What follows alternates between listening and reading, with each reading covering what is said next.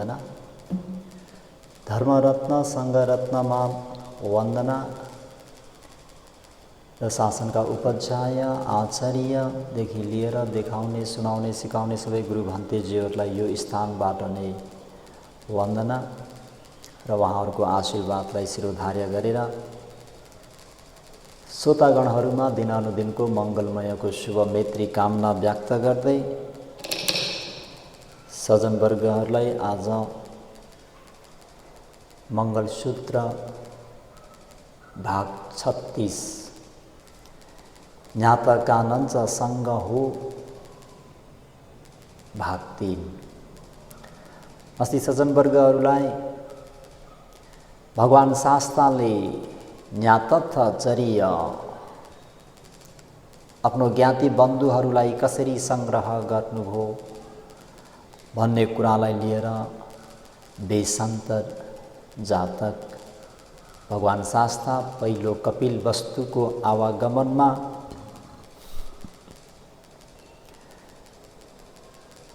शाक्यहरूले दान गरिएको निग्रोधराम विहारमा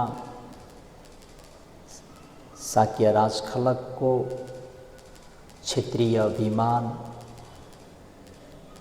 निर्मूल गर्नको निम्ति मैत्री र करुणालाई अगाडि सारेर वेशान्तर जातक उपदेश गर्नुभयो। वेशान्तर जातकको क्रममा बोधिसत्वले राष्ट्रको मङ्गल हात्तीलाई दान गर्दाखेरि जनताहरू रिसाएर बोधिसत्वलाई वङ्क पर्वत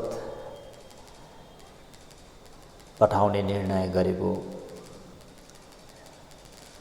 कुरामा बोधिसत्वले आफ्नो अर्धाङ्गिनी प्रिय मद्धीलाई, मद्धी मैले दिएका त्यति गरगहना र तिम्रो माइतबाट प्राप्त भएका ती दाइजोहरू राम्ररी सुरक्षा गरेर राख है।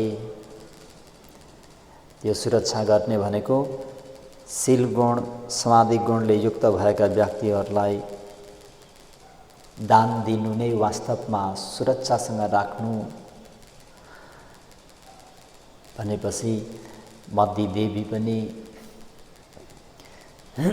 बोधिसत्वसँगै जाने र वहाँका राजकुमार जाली र राजकुमारी कृष्णाजीनी पनि संसारमा जाने निर्णय भयो। सज्जनवर्गहरू अर्को दिन महान दान गरेर बोधिसत्व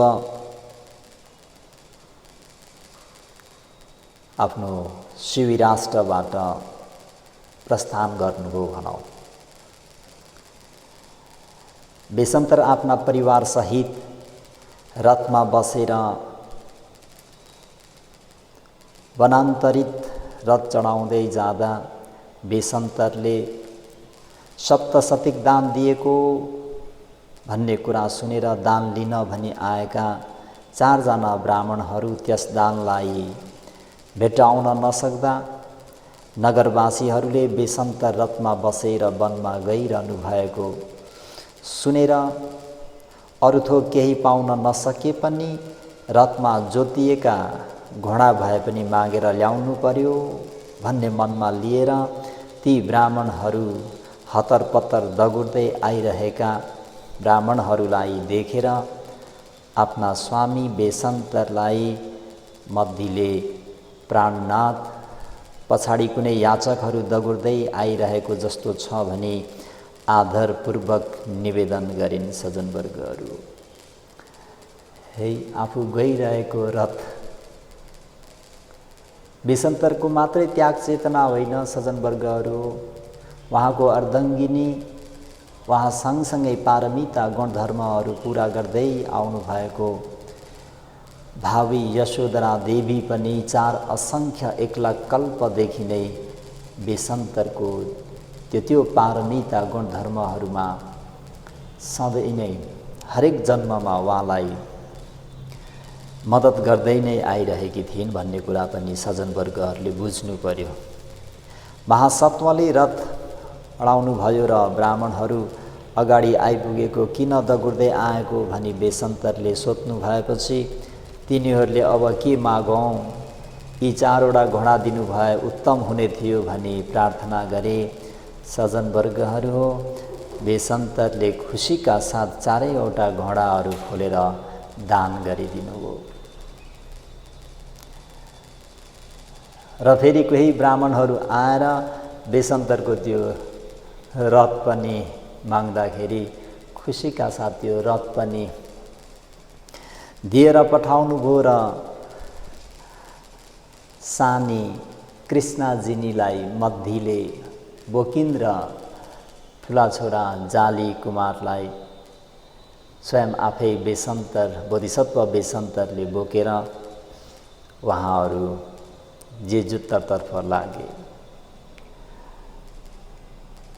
त यहाँ यसरी उल्लेख गरिएको छ, राजा कुमारं आधाय राजा पुत्ती च दारकं सम्मोदमाना पक्कामु अन्यमन्यं पियं वदा। राजकुमारले राजकुमारीलाई र राजकुमारीले राजकुमारलाई राजकुमारले राजकुमारलाई र राजकुमारीले राजकुमारीलाई बोकेर दुवै आपसमा दुःख सुखका कुरा गर्दै प्रसन्नतापूर्वक उहाँहरू आफ्नो बाटो लागे भनौँ।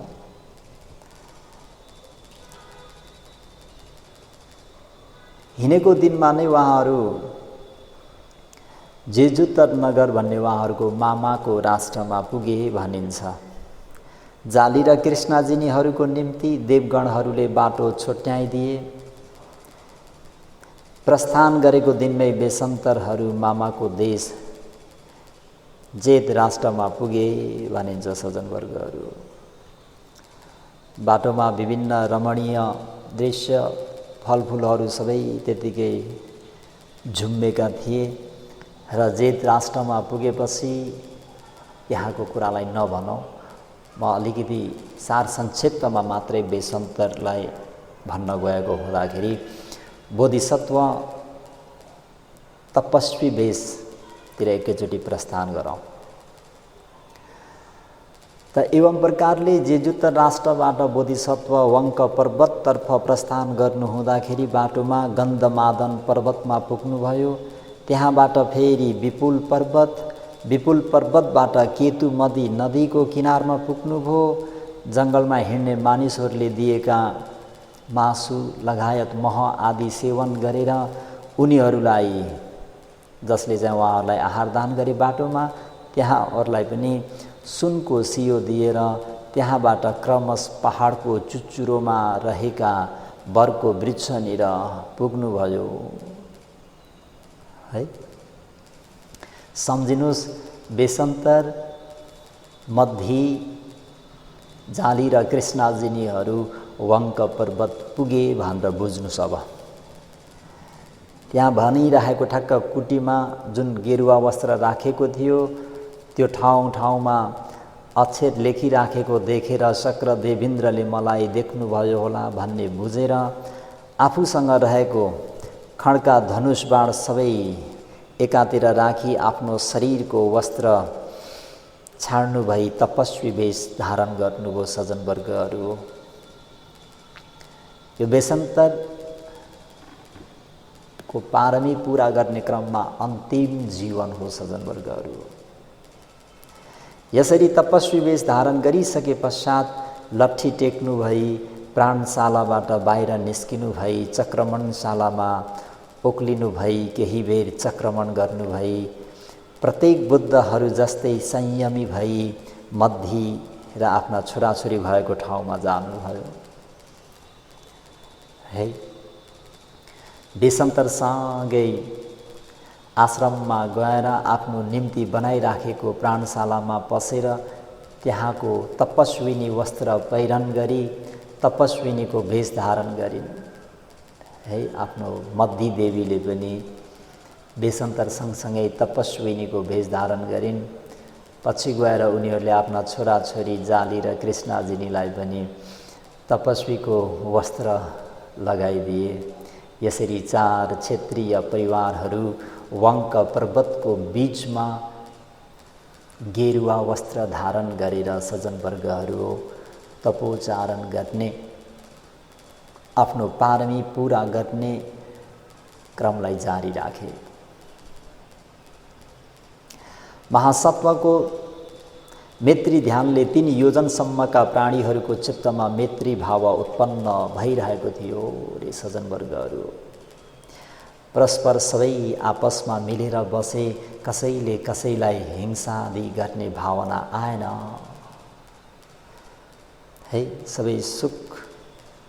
सबै नै सुखी र मुदित भएर सुसम्पन्न भई बसे। त्यहाँ वनमा विभिन्न प्रकारका हिंसक प्राणीहरू हुँदाहुँदै पनि सज्जनवर्गहरू हाम्रा बोधिसत्व बेसन्तरको मैत्रीको प्रभावले गर्दाखेरि त्यहाँ कुनै पनि असुविधा भएन। एकदमै रमाइलोसँग मिलिझुली गरेर बसे। यसरी बसिरहेको समयमा सबैलाई अवगत भएको कुरा हो, झुचक ब्राह्मण र अमिता हैन, चिन्चा मानविका र देवदत्त हुने व्यक्ति झुचक ब्राह्मण दान लिनको निम्ति आए सज्जनवर्गहरू है। सोझै मद्दी देवीको स्वापनतिर जाउँ। मद्दी देवीले डरलाग्दो स्वापन देखिन्। बिउजेपछि मद्दी देवी अत्यन्त डराई। ओहो, कस्तो भयङ्कर सपना देखेछु। बेसन्तर जस्तो सपनाको फल जान्ने अरू कोही पनि छैनन् भन्ने मनमा लिएर उत्तिखेरै प्राणशालाबाट बाहिर निस्केर बेसन्तर कहाँ गएर प्राणशालाको ढोका घचघचाइन्। बोधिसत्व बेसन्तरले महासत्वले बाहिर को हो भनी सोध्नुभयो। मद्दी देवीले भोदेव तपाईंकी मद्दी हुँ भनेर भनिन्। भद्रे, हाम्रो बाचा भङ्ग गरी किन तिमी यसरी कुबेलामा आयौ भनेर बोधिसत्वले भन्दा मद्दी देवीले भन्छिन्, भोदेव, म क्लेशको बसमा परेर आएकी होइन। मैले असङ्ग सपना देखे, त्यसर्थ त्यसको अर्थ सोध्नु भनी आएकी हुँ। त्यसो भए सपना के हो? सपना बताऊ भनेर बोधिसत्वले आज्ञा दिनुभयो। मद्दी देवीले सपनामा देखेका कुराहरू बताइन्। बेसन्तरले सपनाको कुरा जानेर भोलि मेरो दान पारमी पूर्ण हुनेछ भनेर गदगद हुनुभयो सज्जनवर्गहरू है।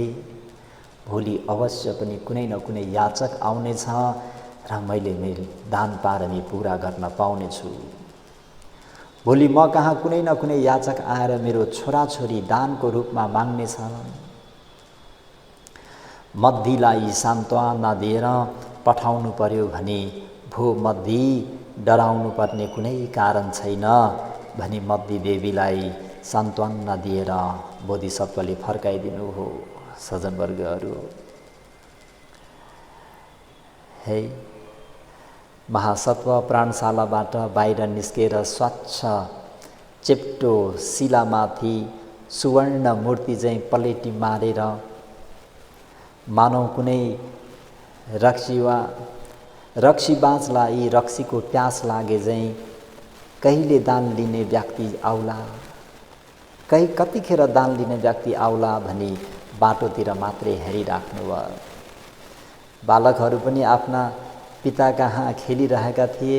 झुजक ब्राह्मणलाई बिस्तारै आश्रमतिर आइरहेको देखेर आहा, बोधिसत्वको मनमा आहा, 7 महिनादेखि बन्द भइरहेको मेरो दान, 7 महिनादेखि बन्द भइरहेको मेरो दान दिने द्वार खोल्न आज तपाईँ आउनुभयो।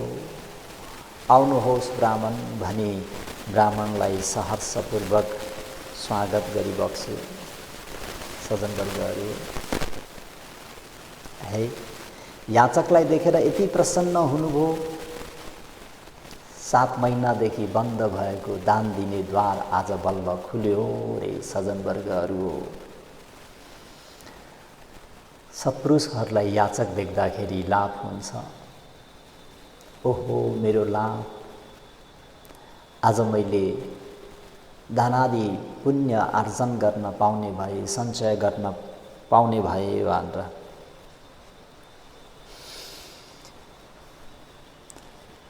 त महासत्वले आश्वासन अवश्य बालकहरूलाई ती ब्राह्मण आएर कुशल वार्ता गरेर आएपछि दान लिन आएको भनेर भन्दा मसँग त जङ्गलमा केही पनि छैन, न धन न सुन न चाँदी न केही, ब्राह्मण मसँग भएको कुरा म तिमीलाई दिन्छु भन्दाखेरि ब्राह्मणले म त वृद्ध भए, मलाई कुनै धन सम्पत्ति चाहिएको होइन, मलाई हजुरका छोराछोरी चाहिँ दान स्वरूप दिनुहोस् भनेर ब्राह्मणले जाली र कृष्णजिनी दान स्वरूप माग गरे। सज्जनवर्गहरू,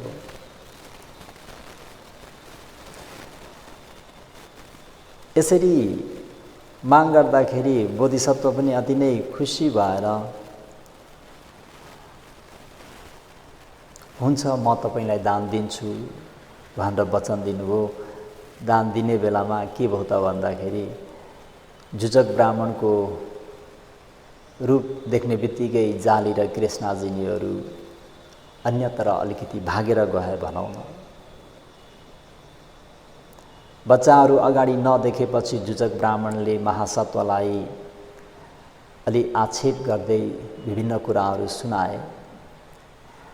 ब्राह्मणको कुरा सुनेर बोधिसत्वले अवश्य बालकहरू भागेर गयो होला भन्ने सम्झेर गएर भो ब्राह्मण हतार नगर्नुहोस्, यसमा केही धन्दा नमान्नुहोस्, मैले तपाईलाई बालकहरू खोजेर ल्याएर दिनेछु भनेर बेसन्तर आसनबाट उठेर प्राणशालाको पछाडिपट्टि गएर बालकहरू जङ्गलमा गए भन्ने कुरा थाहा पाएर पाइलाको चिन्ह हेर्नुहुँदै बालकहरू पुष्करिणीमा पसेको थाहा पाउनु भई बेसन्तर महाराजले बालकहरूलाई बोलाउनु भयो। सज्जनवर्गहरू, एही ताता पियङ पुत्त पुरेथ मम पारमी हदयं मे विसिञ्जेथ करोथ वचनं मम याना नवाच मे होथ अचला भव सागरे जारी पारङ तरे सामी सन्तारे संसदेव कान्ति। पोखरीमा गएर लुकिरहेका आफ्ना छोराछोरीहरूलाई बोधिसत्व बेसन्तरले एही ताता पियङ पुत्त पुरेथ मम पारमी, ताता हो मेरा प्रिय पुत्रहरू, एही यहाँ आऊ पुरेथ मम पारमी, म बुबाको पारमी पुरा गरिदेऊ। हृदयं मे विसिञ्चेथ करोथ वचनं मम, मेरो वचन सुनेर मेरो हृदय शीतल तुल्याइदेऊ। याना नवाच मे होथ अचला भव सागरे, भवरूपी सागरबाट पार जानलाई तिमीहरू मेरो रथ वा नाउ समान भइदेऊ। जन्म मरणको सागरबाट पार तरेर गएर सदैव कान्ति देवसहित मनुष्यहरूलाई पनि मैले पार तार्नेछु भनेर बोधिसत्वले आफ्ना जाली र कृष्णजिनीलाई यसरी सम्बोधन गर्दै बोलाउनु भयो। हे प्रिय पुत्रहरू, आऊ मेरो पारमिता गुणधर्महरू पूरा गर्नमा मद्दत गर। मेरो वचन तिमीहरूले सुनेर मेरो हृदयलाई शीतल तुल्याइदेऊ। भवरूपी सागरबाट पार जानलाई तिमीहरू मेरो नाउ समान भइदेऊ वा रथ समान भइदेऊ। जन्म मरणको सागरबाट पार तरेर गएर म देवसहित मनुष्यहरूलाई पनि पार तार्नेछु भनेर यसरी आफ्ना छोराछोरीहरूलाई डाक्दाखेरि बुबाको शब्द सुनेर कुमारले सोचे जुजक ब्राह्मणले चाहे मलाई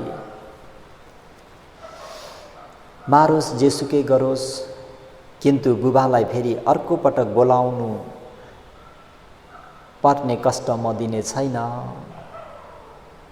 यी व्यक्ति सामान्य व्यक्ति होइनन् सज्जनवर्गहरू।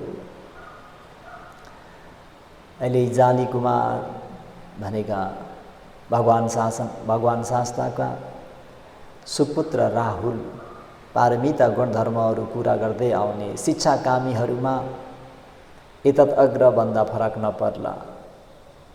है भगवान शास्त्रले शिक्षापथलाई पालन गर्ने, शिक्षापथको अनुसरण गर्ने, अनुकरण गर्ने राहुललाई उदाहरण दिनुभएको छ। त अहिले पनि बुबाले मलाई दोस्रो पटक बोलाउन नपरोस्, एकै पटकमा आए। अनि खोइ त बाबु बहिनी भन्दा बोधिसत्वले उहाँहरूको कुरालाई बुझ्नुभयो। एक आपसमा कसैले दाजुले बहिनीलाई नबताउने, बहिनीले दाजुलाई नबताउने, यस्तो उनीहरूको बाचा भएको थियो। त एवं प्रकारले नै कृष्णजीनीलाई पनि बोधिसत्वले यही ताता पियङ पुत्ता भनेर बोलाउँदाखेरि उहाँ पनि एकै वचनमा बुबालाई दोस्रो पटक बोलाउन पर्ने कष्ट दिन योग्य छैन भनेर एकै पटकमा उनी पनि निस्केर आइन्। सज्जनवर्गहरू, यसरी आएर बालकहरूको तातो आँसुले बोधिसत्वका राम्रा कमल जस्ता गोडाहरू धोइयो। बेसन्तरको आँखाबाट पनि तातो आँसु बग्यो। सज्जनवर्गहरू, सुनको पाता जस्तो जाली र कृष्णजीनीको शरीरमा मोती वर्षे झैँ तपतप्ती खसेको मानौ तिनीहरूलाई आशीर्वाद दिइरहेको जस्तो थियो। अन्तमा बेसन्तरले आफ्नो आँसु थामेर मन धैर्य गरेर छोरा जाली कुमारको हात समाती उठाएर, प्रिय ताता, तिमीहरूले मलाई दान दिने भनेर थाहा पाएकै छौ। मेरो काम नै दान दिने हो, त्यसकारण मनमा दुःख नमानिकन मेरो मनोरथ पूर्ण गरिदेऊ। यो तिमीहरूको उपकार र गुणलाई मैले कहिले बिर्सिन सक्ने छैन भनी गोरुलाई मूल्य राखे झैँ कुमारलाई त्यही नै आफ्नो मूल्य निश्चित गरिदिनु भयो। सज्जनवर्गहरू, है दान दिइसकेपछि बोधिसत्वले आहा मेरो दान भन्नुहुँदै आफसे आफ मनमा प्रीति उत्पन्न गर्नुहुँदै बालकहरूको मुख हेरिरहनु भयो। दान कार्य सिद्धियो। दान कार्य सिद्धिएपछि बोधिसत्व, ओहो आज मैले दान पारमीलाई पूर्ण रूपमा सम्पन्न गर्न पाएँ भनेर अति गदगद हुनुभयो भन्नुहुन्छ भने जुजक ब्राह्मण भन्नुहुन्छ। सज्जनवर्गहरू हो, वनमा पसेर दाँतले टोकेर लहरा काटी ल्याएर जाली कुमारको दाहिने हातमा र कृष्णजीनीको बायाँ हातमा बिस्सेरी बाँधेर त्यही लहराको एक छौँ आफूले समातेर बालकहरूलाई ल जाऊ भन्दै तान्दै लगे। त्यो दृश्य बेसन्तरले टुलु टुलु हेरिराखे। सज्जनवर्गहरू, हे त्यति सजिलोसँग पारमिता गुणधर्महरू पुरा गरेर यो बुद्ध शासनलाई स्थापना गर्नुभएको होइन। सज्जनवर्गहरू, है त बेसन्तर जातक त भन्दै पनि मलाई सासै रोकेला जस्तो पनि हुन्छ। त जुजकले धेरै दुःख कष्ट लिएर गए। उता मद्दी देवीको बिजोग भइरहेको छ। साँझ जनतन आइन्। आउँदा फेरि छैन, छोराछोरीहरू छैनन्। सज्जनवर्गहरू, मद्दीको रातभरिको रुवाबासी, त्यतातिर नजाउँ। त अर्को दिन, हिजो मात्र छोराछोरीलाई दान गर्नुभयो। अर्को दिन टप्लक्कै फेरि भेष धारण गरेर शक्रले बेसन्तर म साह्रै वृद्ध भए, त्यसर्थ तपाईँकी रानी मद्दी देवी एउटी मागेर लैजाउँ भनी आएको हुँ। फेरि एकजना ब्राह्मण आइपुगे। कसरी दातालाई प्रशंसा गर्दै माग्छन् त भन्नुहुन्छ भने यथावारी वहाँ पुरा सब कालं न खियति एवं तं याचितं गच्छि भरियं मे देहि याचितोति। अन्त भेषधारी इन्द्रले जसरी मूल भएको कुवामा कहिले पानी सुक्दैन त्यस्तै सम्झेर रानी मद्दी देवी माग्न भनी आएको हुँ।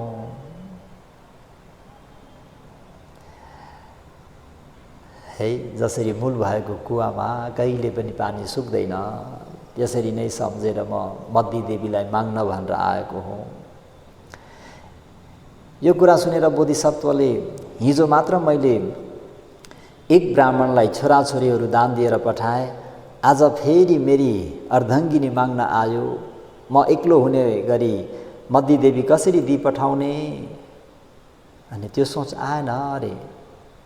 त्यसरी नभनिकन मनमा कति पनि नअन्कनाइकन हात थाप्नेलाई हजारको थैलो राखिदिए झैँ सज्जनवर्गहरू कुनैमा पनि चित्त टास्न नदिइकन अलिकति पनि के गरौँ कसो गरौँ नगरिकन सारा पर्वत गुन्जयमान हुने गरी साधुकार दिँदै यसरी भन्नुभयो बोधिसत्व बेसन्तरले।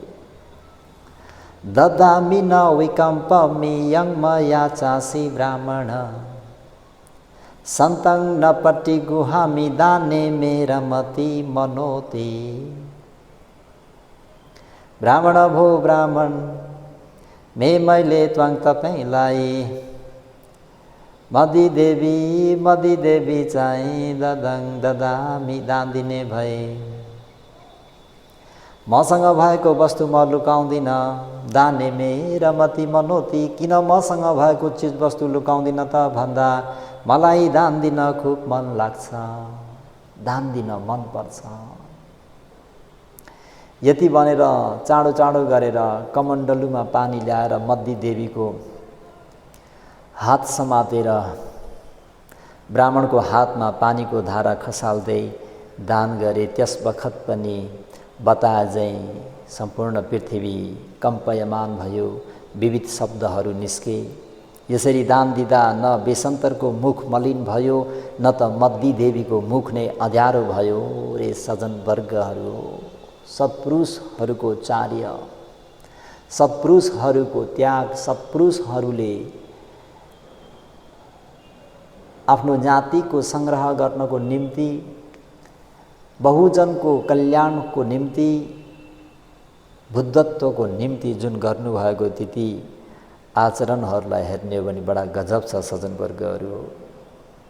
है, न त महासत्वको मुख नै मलिन भयो न त मद्दी देवीको मुख नै अँध्यारो भयो। महासत्वले मैले यी प्राणसम्मकी स्त्री दान दिएको मन नपरेर होइन, योभन्दा पनि अति मन परेको सर्वज्ञ ज्ञानको आशा र प्रार्थना गरेर मात्रै मैले यी आफ्नी अर्धाङ्गिनी, आफ्नो शरीर समान भएकी अर्धाङ्गिनी र छोराछोरीहरू दान दिएको हुँ भन्नुहुँदै जाली कण्हाजिनं धीतं मद्दी देवी पतिवतं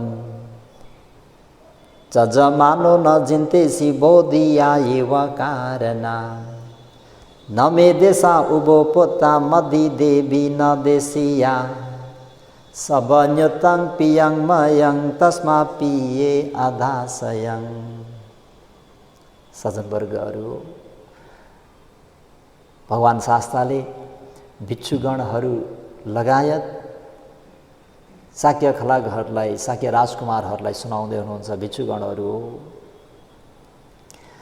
मैले त्यो बेला जाली र कृष्णाजिनी तथा पतिव्रता मद्दी देवी दान दिँदा यही बोधिज्ञानको मात्र आशा लिएर मनमा कति पनि अरू कुरा नसोचिकन यसरी दान दिएको छोराछोरी र पत्नीको निम्ति होइन, त्यसबेला ममा छोराछोरी र स्त्रीभन्दा पनि सर्वज्ञ ज्ञानको मात्र अनुराग थियो, इच्छा थियो, चाहना थियो। त्यसैले मैले आफूलाई मन परेको पदार्थ, मन पर्ने चीज वस्तुहरू, मेरा मुटुका टुक्राहरूलाई पनि मैले दान दिएँ। दान दिइसकेपछि बेसन्तरले मद्दी देवीसँग कसो मद्दी, मनमा दुःख लाग्यो कि भनी सोध्नुहुँदा मद्दी देवीले, भो स्वामी केही शङ्का लिएर मेरो मुख हेरिराख्नु पर्दैन। सिंहनाद गर्दै यसरी भन्छन् सज्जनवर्गहरू, भो स्वामी रे म तपाईंकी पत्नी हुँ, तपाईंकी दासी हुँ, तपाईंको जस्तो इच्छा छ त्यस्तै गर्नुहोस्, बेच्नुहोस् वा मार्नुहोस्। त्यसै कहाँ पारमिता गुणधर्म पुरा हुन्छ सज्जनवर्गहरू। धेरै गाह्रो छ, धेरै कठिन छ। त यसरी बोधिसत्वले 7 महिनासम्म वंक पर्वतमा तपोचारण गर्दाखेरि ठिक 7 महिनामा जुजक ब्राह्मण आएर जाली र कृष्णजी दान स्वरूप लिएर गए।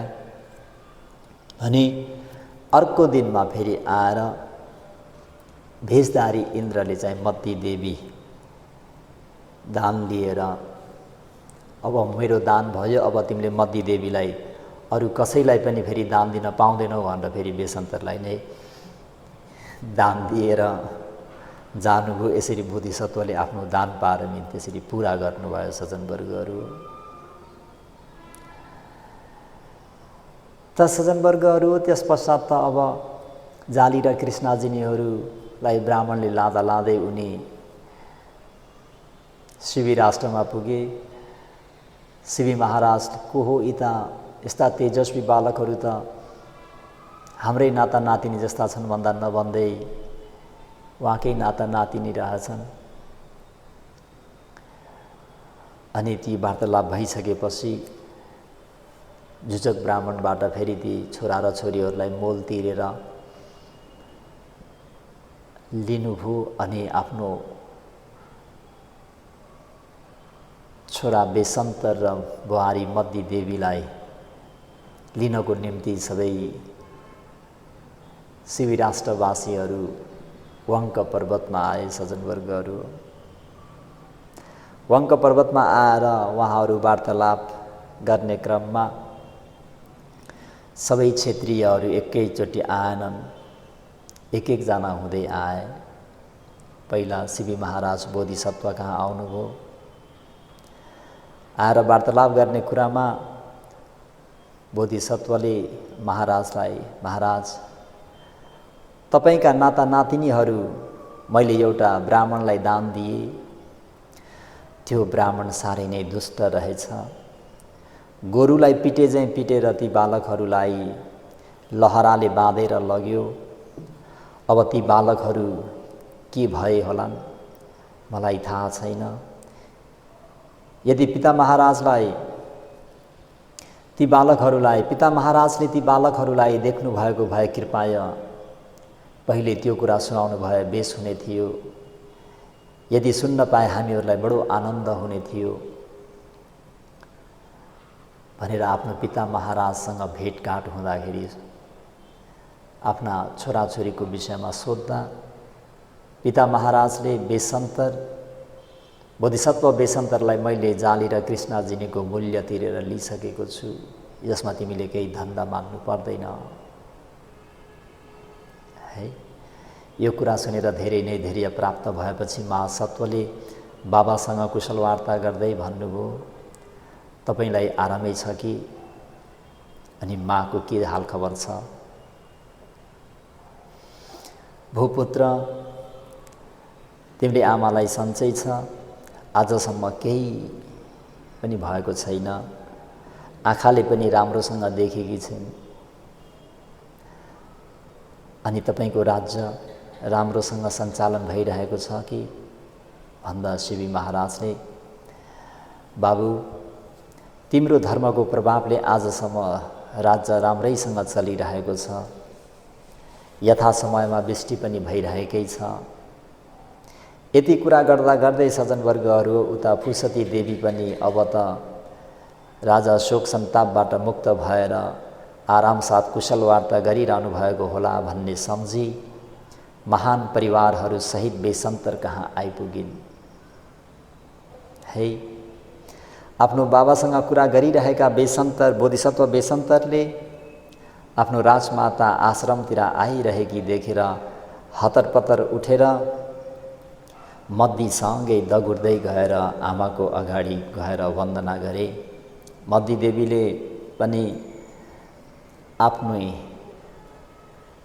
सासूको पाउ समातेर म तपाईकी बुहारी मद्दी हुँ, म तपाईकी बुहारी मद्दी हुँ भन्दै पाउमा ढोकिन्।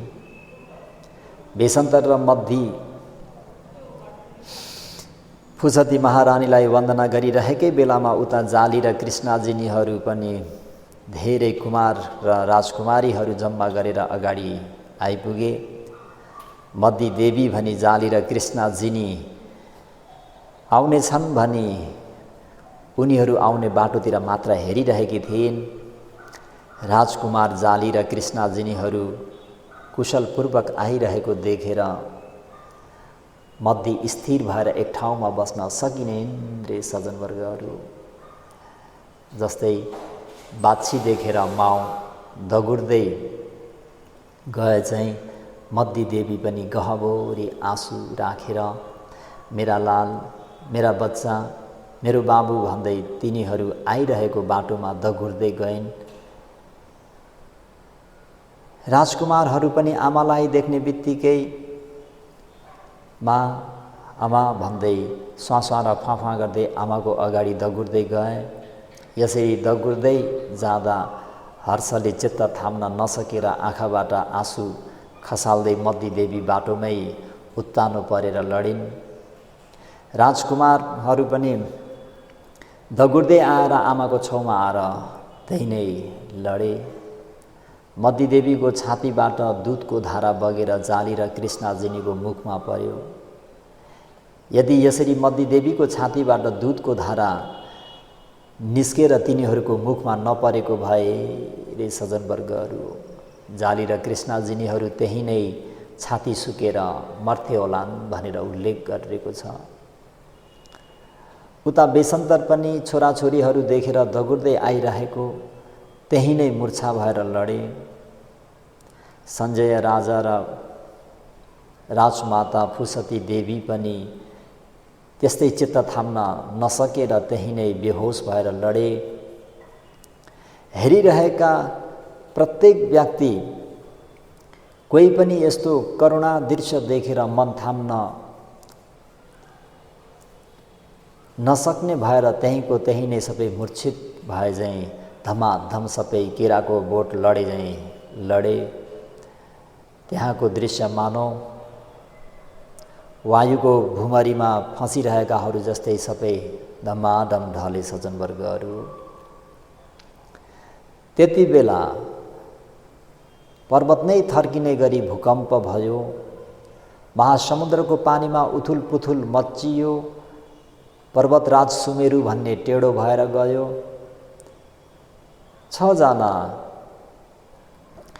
6वटा स्वर्गीय भुवन 6 देवलोकसम्म एकै नासले गुन्जयमान भयो।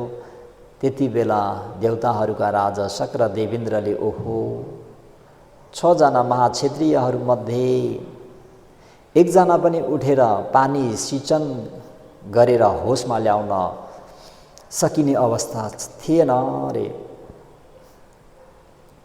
ठुलो आपतमा पर्यो सज्जनवर्गहरू।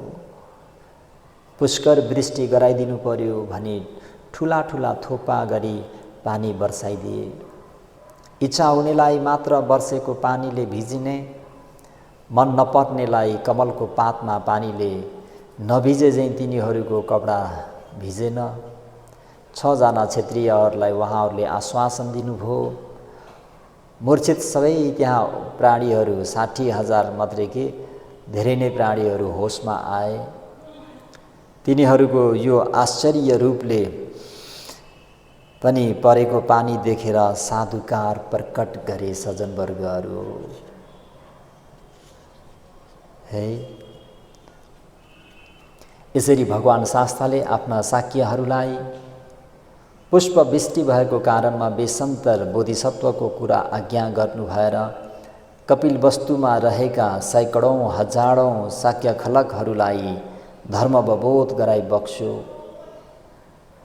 यस बेसन्तर जातकबाट धेरै प्राणीहरूले यानि आफन्तहरूले ज्ञान प्राप्त गरे। त सज्जनवर्गहरू ज्ञाता कानञ्चसँग होको क्रममा मलाई बेसन्तर जातक भगवान शास्ताले बुद्धत्व ज्ञान प्राप्त पश्चात आफन्तहरूको कसरी सङ्ग्रह गरी बक्स्यो भन्ने कुरालाई मैले यसलाई सार संक्षिप्तमा एकदमै मोटामोटी सारहरू मात्रै निकालेर एकदमै सार संक्षिप्तमा उपदेश गरे। भगवान शास्ताले पहिलो कपिलवस्तु आवागमनमा नै आफ्ना आफन्त नातेदारहरूलाई यसरी चाहिँ महाकरुणा र मैत्रीलाई अगाडि सारी परपूर्वकालमा अन्तिम बेसन्तरको भवमा पारमिता गुणधर्महरू पुरा गर्ने क्रममा कसरी दान गर्नु हो,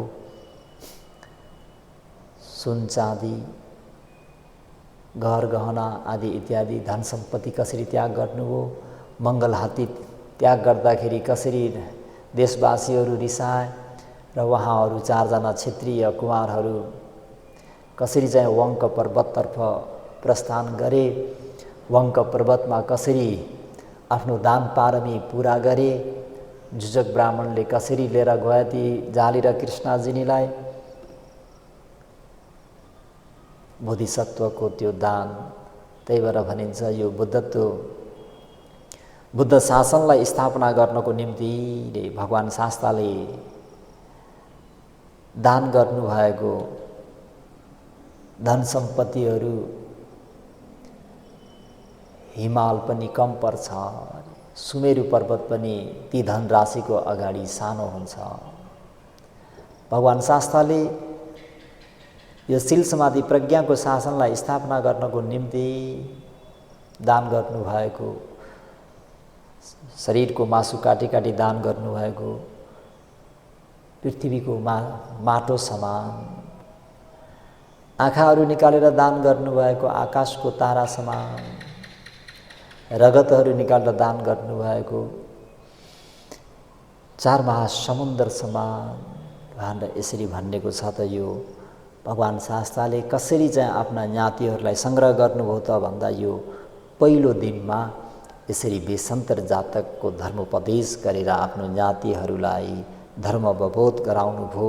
त सज्जनवर्गहरूले पनि आफ्नो पारमिता गुण धर्महरूलाई पुरा गर्दै आफ्ना आफन्त नाता कुटुम्बहरूलाई पनि दान गर्न नजान्नेहरूलाई दान गर्न, शील पालन गर्न नजान्ने, शील पालन नगर्ने व्यक्तिहरूलाई शीलको महत्त्वबारे बुझाएर अथवा विभिन्न प्रकारले प्रेरणा दिएर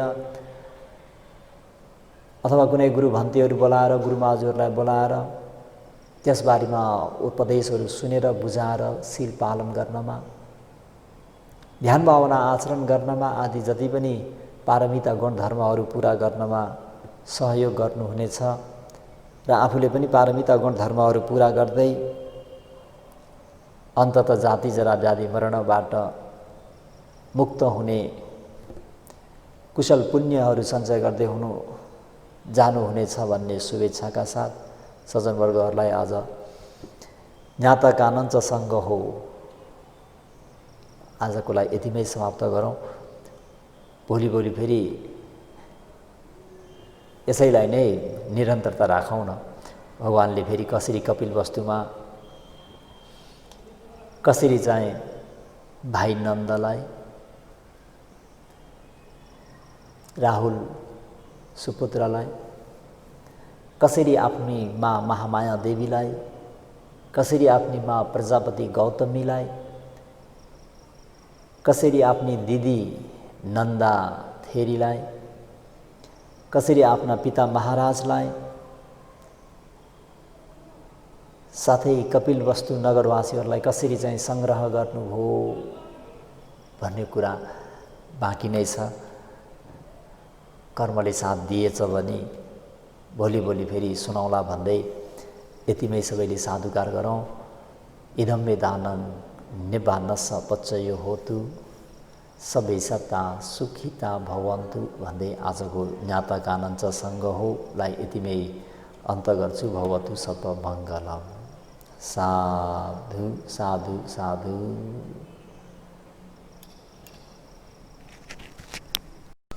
वहाँ तथागत अरहं सम्मा सम्बुद्ध भगवानलाई सादर